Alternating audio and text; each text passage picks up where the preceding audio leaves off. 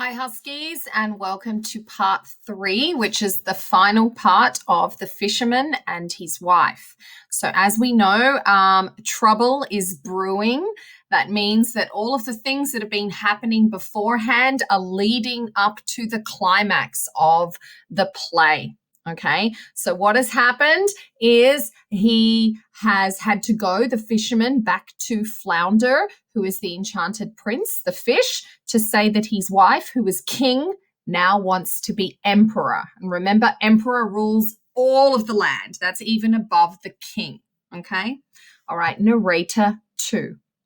When the fisherman arrived home, the palace was even more splendid than before.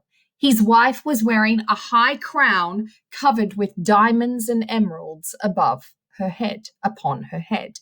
She was surrounded by bodyguards, and princes and dukes were gathered before her. Fisherman: Well, wife, it looks like you are finally the emperor. Wife: Yes, I am the emperor. Fisherman: Well, now that you're the emperor, let's leave enough alone. Wife: Why are you standing there? Now that I am emperor, I want to become pope. Go talk to the Flounder. So the pope, back in the olden days, was seen above an emperor because the pope spoke directly to God. So he was seen above everybody else. Fisherman: You've got to be joking. You can't become pope. The Flounder can't make you pope. Wife: That's hogwash. Means it's rubbish. If he can make me emperor, he can make me pope. Go talk to him at once. Narrator 1. Filled with dread, that means not a good feeling, the fisherman returned to the sea, where a strong wind was blowing leaves, and leaves were swirling in the sky. The water appeared to be boiling as they roared below and foamed above. The fisherman cried out with fear and dread in his voice, Flounder, flounder in the sea, rise up, swim here to me. My wife Isabel will have her own will, and has sent me to ask a favor of thee. Fisherman. Fisherman waits. The fish comes. Fish. What does she want now? Fisherman. Dear me, she wants to become pope. Fish. Go home. She is all ready. And so he did. And when he got there, he found a large church surrounded by palaces. He fought his way through the crowds.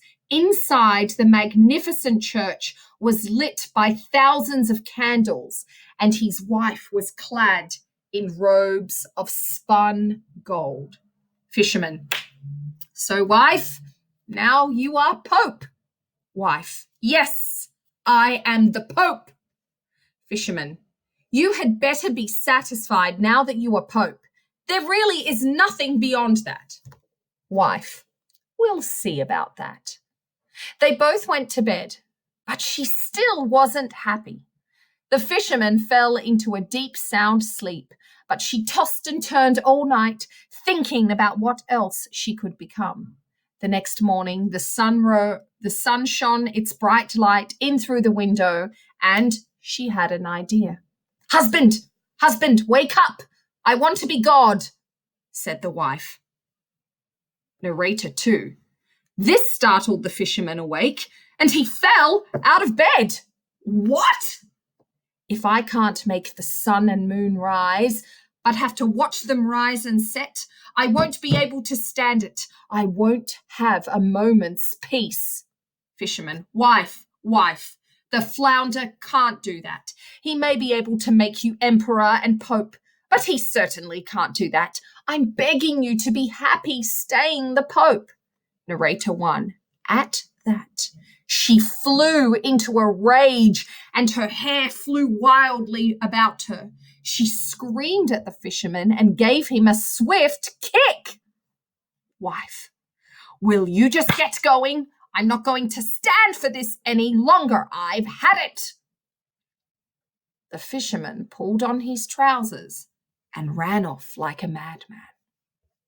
What do you think's going to happen next? Narrator 1. Outside, a storm was raging and the wind was blowing so hard that the fisherman had to push against it to make his way to the sea. Thunder and lightning filled the air, and the sea was rising up in great black waves. Fisherman shouting against the wind, "Flounder, flounder in the sea, rise on up, swim here to me. My wife Isabel will have her own will and has sent me to ask a favor of thee." Fish, what does she want now?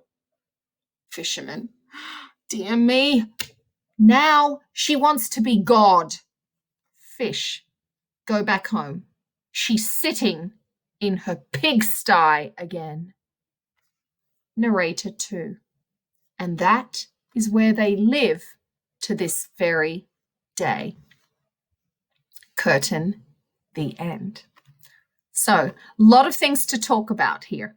You're going to go in your groups and talk about the end of this story. Remember, what is the lesson? What is the moral of this story? Because all fables have a hidden meaning or a message or a lesson. Bye, friends. I hope you enjoyed The Fisherman and His Wife.